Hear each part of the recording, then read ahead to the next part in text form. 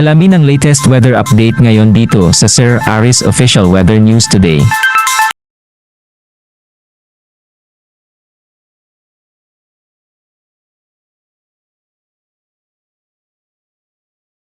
Ikita natin ngayon dito sa ating satellite animation ito mga kaulapan sa bahagi ng Mindanao kung saan ito pumakaulapan ito ay dulot ng Intertropical Convergence Zone or ITCZ at itong ITCZ nga po yung patuloy pa rin magdudulot ng mga pagulan dito sa malaking bahagi ng Mindanao. And ayon sa ating latest analysis, ito po mga pagulan nito ay magpapatuloy pa rin hanggang sa mga susunod na araw kaya doble ingat pa rin po para sa mga kababayan natin dito sa area ng Mindanao sa banta pa rin ng mga pagbaha at pagguho ng lupa. Samantala, ang ridge of high pressure area naman ay umaabot or nakakaapekto dito sa bahagi ng extreme northern Luzon kung saan maaliwalas naman po na panahon yung dala nito dito sa area ng Batanes at Babuyan Islands. And sa nalalabing bahagi naman ng ating bansa ay easterlies pa rin o yung mainit na hangin mula sa dagat Pasipiko yung nakakaapekto kung saan magdadala pa rin ito ng mainit na panahon lalong-lalo na sa tanghali at meron pa rin tayong posibilidad